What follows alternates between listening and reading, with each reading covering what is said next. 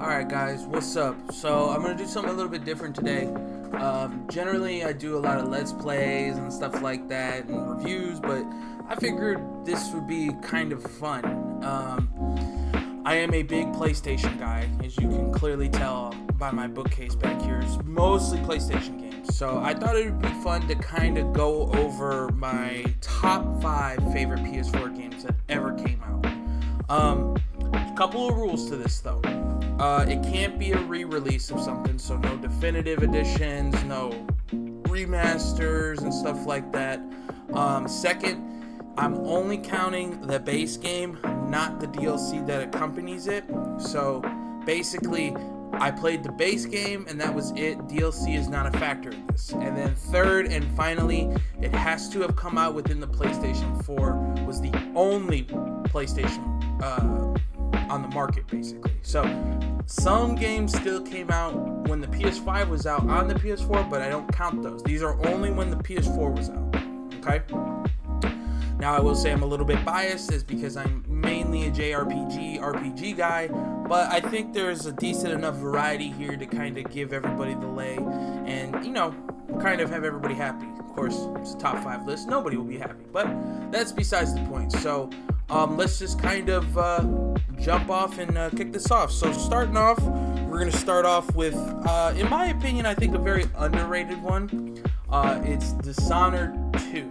Now, personally, I would say Dishonored 2 was leagues better than the first one. I really liked playing as Emily rather than Corvo. Well, actually, you could play both in this game, but when I played Emily, I really liked her powers. I felt that the game improved upon several aspects from the first game, plus some of the levels were just out of this world, especially the Manor episode. I truly just got lost in it, and it was like one of the best levels I'd ever played. I'm a big stealth guy. One of my favorite games growing up was Tenchu, and I have a hard time trying to find a game that scratches that itch, and I felt like Dishonored 2 really did scratch it.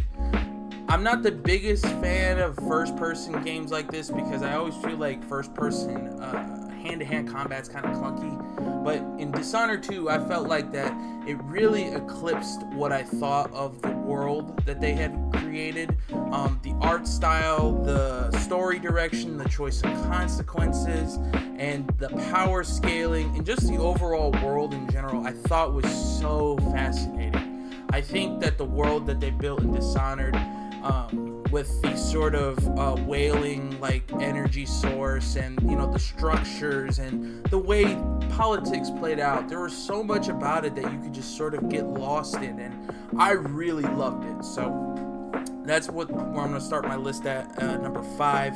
And then number 4, we're going to go ahead and do another PlayStation classic, and that would be Ghost of Tsushima. Now, I can honestly say that I had been waiting for Ghost of Tsushima since they had showed it at that Sony showcase a long time ago, and it was one of my most anticipated titles because I remember specifically I was in the subreddit at like 200 viewers or subscribers, whatever you want to call it, because I was that anticipated for it. I felt at the time, it's not so true now, but at the time there were not a lot of samurai games sort of in the Japanese sort of early setting, and this was something that I had been looking forward to for a very long time. Being in Japan, being a samurai, it's some of my favorite settings in any video game.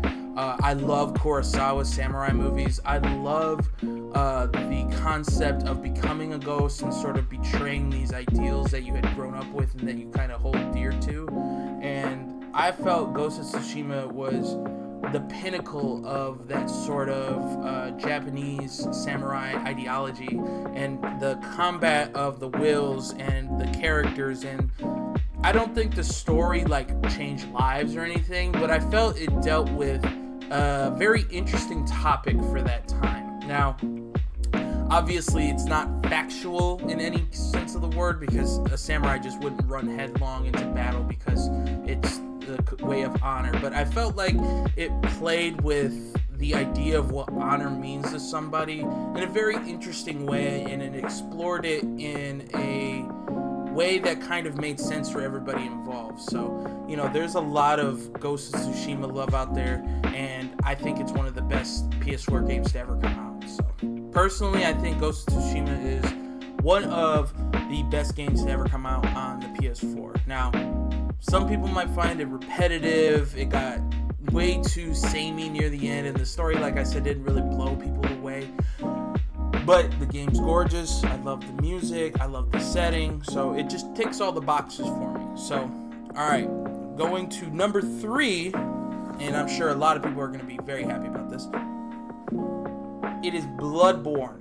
As you can see, I still got the old GameStop sticker on there.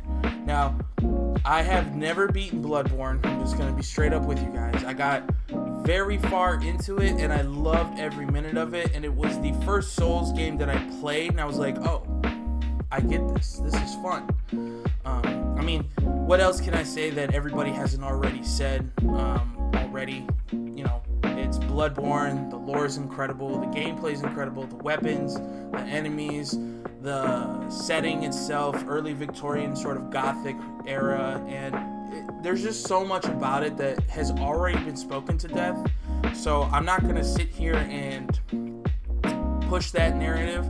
I'm just going to say that when I was playing it, I really enjoyed my time. It felt challenging, but not too challenging to the point where I just wanted to quit.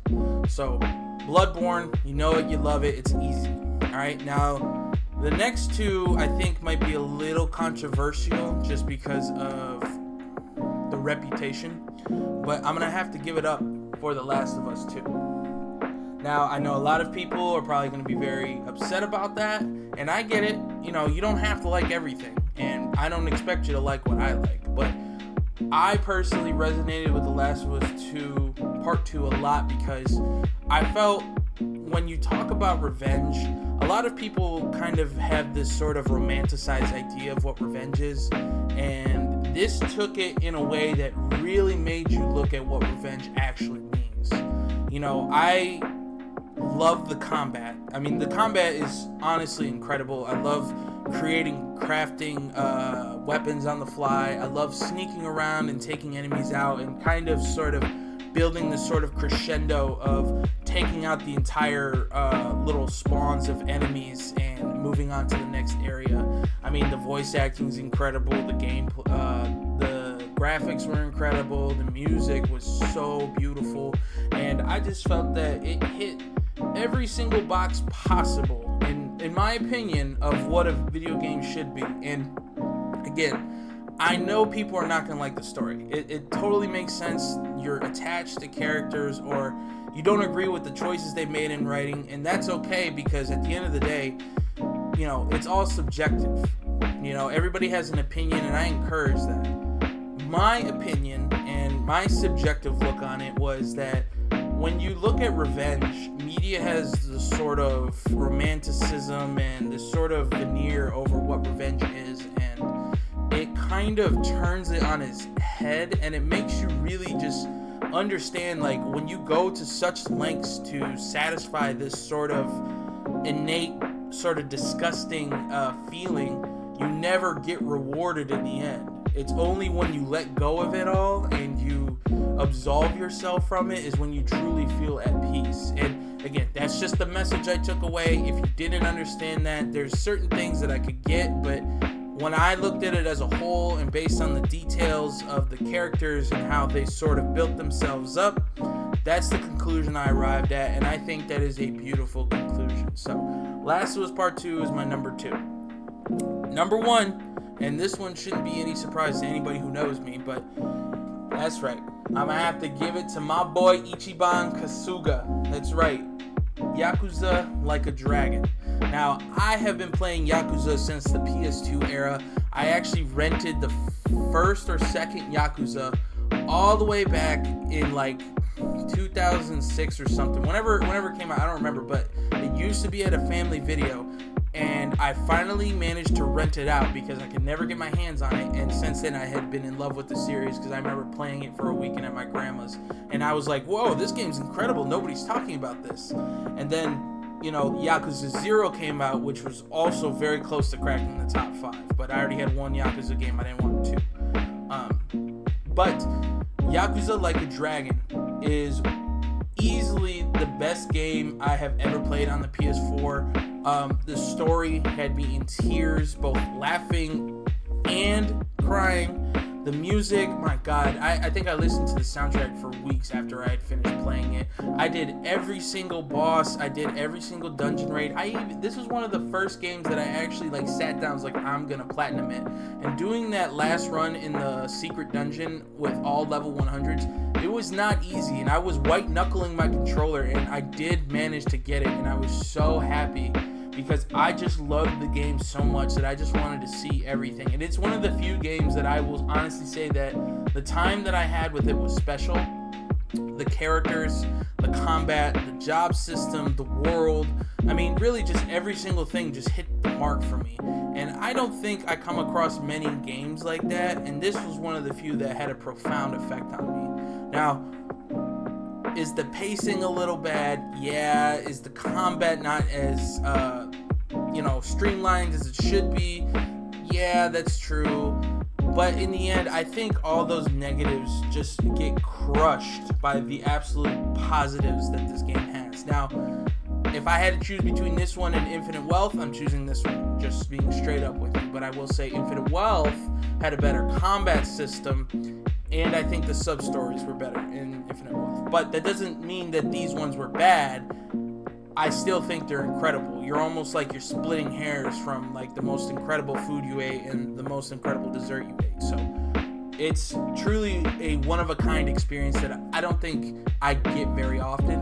And it's resonated with me so much that I still think about it to this day. I still think about the game in its entirety. I still remember the ending cutscene, the last bit of the sort of Ichiban's backstory. Like, it still plays in my head no matter what. So that's my top 5 PS4 games that I've ever played, and my personal, not necessarily objective, but subjective opinion on PS4 games. Now, like I said, there's several games that kind of remastered for the PS4 that didn't make the list, like Final Fantasy X, Tales of Vesperia. There's a lot of them out there that I just didn't felt like it should be included. I wanted it to be sort of just regular games, and I know I'm kind of cheating with 3 of them, because Yakuza, Last of Us, and Dishonored are technically sequels, but I figured sequels is kind of like splitting hairs, because they're still their own original game. They're just continuations of the worlds. So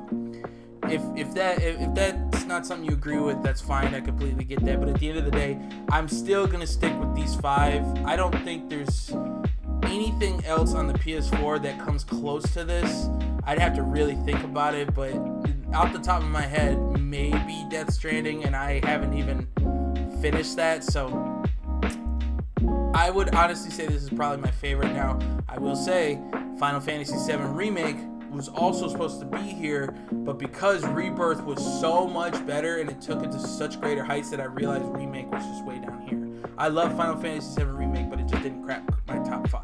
So that's gonna do it for this video. I hope you guys enjoyed this sort of off the cuff top 5 PS4 games.